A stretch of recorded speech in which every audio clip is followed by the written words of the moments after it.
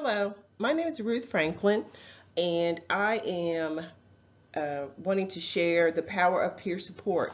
I volunteered for the Tennessee Department of and Mental Health and Substance Abuse Services. I actually took a orientation class to become a certified peer recovery specialist. And again, that is through the Tennessee Department of Mental Health and Substance Abuse. Okay, so let me give you a little bit of information about what they do there. So, the Tennessee Department of Mental Health and Substance Abuse Service, their mission is to create collaborative pathways to resiliency recovery and independence for Tennesseans living with mental illness and substance use disorders. Their vision is a state of resiliency, recovery, and independence in which Tennesseans living with mental illness and substance use disorders thrive. Okay, so that's a little bit their mission and their vision. So the Tennessee Department of Mental Health and Substance Abuse Service is a agency that is federally funded through the government. They receive grants. They're funded through the federal government, and what they do is they are their goal is to help people that are challenged with mental illness and drug abuse. They use other people in the culture, in the society, as a peer to support them. So what you will see is how Tennesseans are using their lived experiences of behavioral health challenges to help others. So that is a little bit about what they do. If you've heard the expression, walk a mile in my shoes, you know the essence of peer support service. Peer support empowers people living with behavioral health challenges to receive help from someone who's been there by sharing their experiences, strengths, knowledge, and hope. Certified peer recovery specialists deliver this evidence-based practice in a method that conveys mutual respect and personal responsibility. So again, what that does, it's like a peer sitting down with another peer, sharing their experiences or their challenges, and just encouraging that other person, giving them tools if that other person is struggling in some particular areas. So that's what peer support does. It matches the person who is experiencing something difficult in life with the person who has been through something difficult, and put them together to help, one encourage the other. So a certified peer recovery specialist, they're system navigators, they're role models, they're really good listeners. They advocate, they educate, and they are group leaders. They can help support group leaders, facilitate group discussions. Now, certified peer recovery specialists they've lived the experience of a mental illness or substance abuse. They have a minimum of 2 years of recovery. They have a willingness to share their personal recovery story.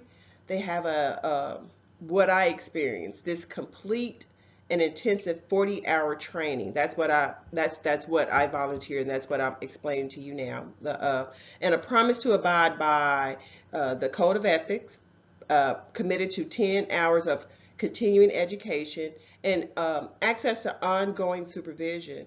And so that is these are some of the qualifications that it takes to become a peer recovery support specialist. Now, uh, why are peer support services important? Why not just go see a therapist or go to a doctor? Well, research shows that peer specialists excel at engaging others in the recovery process. With their living example, their recovery is real. They can often connect with people that staff might have found to be unreachable. So I think that some people feel more comfortable speaking to someone who they feel understands where they're coming from versus Some people feel more comfortable speaking to professional doctors who have gone to school for years and have acquired a certain amount of knowledge and education, whereas some people just feel comfortable speaking to someone who has been in their shoes, who understands their situation. And so, putting peers to work in Tennessee, certified peer recovery specialist work. You can work in all sorts of places. You can work in peer support centers, crisis units, psychiatric hospitals, community mental health and substance use treatment agencies, recovery courts, and substance abuse prevention coalitions. Those are some of the places that you might see a peer recovery specialist. So now on my first day, oh, first let me just start by saying that there are currently, as of August 2022, there were 897 certified peer support specialists in the state of Tennessee. Isn't that wonderful? And so, again, that is a goal for me to become that.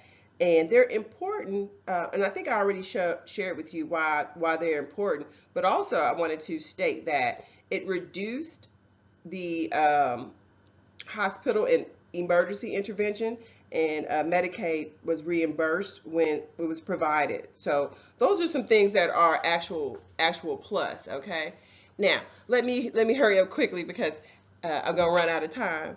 Um, so on the first day, as you can see, we did the welcome where we all introduced ourselves. We went over our training agreement. Second day, we did history. Well, no, not second day. This is all we did on the first day, which was we did the history, which we talked about a brief history of mental illness and substance use disorders. We talked about the history of peer recovery specialists, and it shows here that Alcohol Anonymous was started like in 1935. So it says around 1990, the concept of recovery from mental illness led to peer recovery specialists. So I want to say around the 1990s is when this concept first evolved. And I also want to add, before I forget, some examples of mental illness that many people might not be aware of: clinical depression, anxiety disorder, bipolar, dementia, ADHD, schizophrenia, obsessive compulsive, autism, and post-traumatic stress disorder. Those are some examples of mental illnesses and mental disorders. And so sometimes I just wanted to share that because sometimes people are just not aware of what a mental disorder is. And so again, let me go back to, then we covered peer recovery, what a peer recovery specialist is. We talked about recovery, and we talked about the definition, the importance of hope, recovery, and strength, and then we talked about values. So on my first day, I had the opportunity to meet with people from various backgrounds, and everybody had the same common desire to help and empower others who were having a hard time. Okay, so we offer the training prepared me to work with a group of people who need empowering. As a certified training certified CPRS, we can offer reassurance, encouragement, and hope. Again, we can offer our story as reassurance that things do get better. And we try to clear up any misconceptions about mental health by just providing accurate information. Uh, on our day 2, we covered some communication. We talked about the stigma. We talked about motivational interviewing, cultural responsiveness. Day 3, we talked about problem solving, ethics, and boundaries.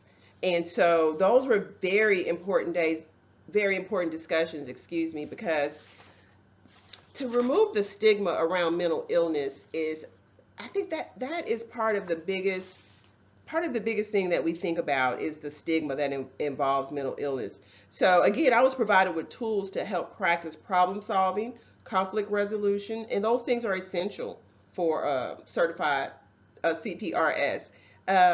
One of the first things that we are to remember is that we're not there to solve their problems. We are there to assist by sharing components of problem solving processes and by sharing our stories, right? So resolving conflict is a necessary skill for peer recovery specialists and for social workers alike. And so I just thought that that was so wonderful that they covered that with us. Um, and let me speed right on along because I think I've gone to my 10 minutes. The next day we did trauma informed care. We did co-occurring disorder. We talked about opioid use and group facilitation. We talked about wellness, the 8 wellness dimensions, self-care, and documentation. If I could just say 2 things really quick before I go. I was so impressed with this one particular day was very emotional. The day we talked about trauma informed care, because I began to understand my own trauma and the impact that it had on my life. I took the ACE, which was an adverse childhood experience. I recommend anyone who is not familiar with the ACE to look that up. Take that ACE.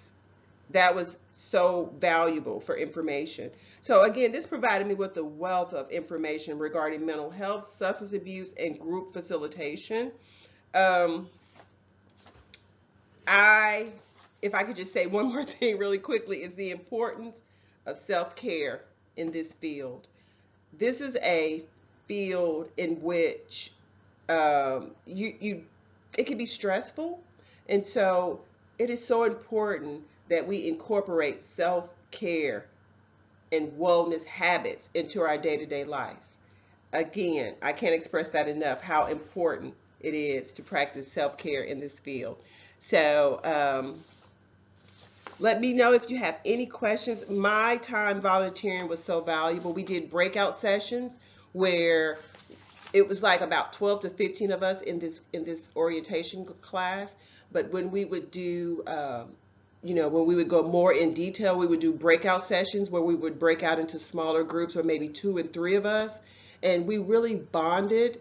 We really opened up, and we really got to discuss and learn so much more about what mental illness is and how it affects everyone of every age, every race, every ethnicity. It has no boundaries. And so I encourage any of you that have a friend or a family member or know someone that is struggling with their mental health to please get help, not to struggle and alone, and not to seek help. By all means, I would encourage anyone to get help. Thank you.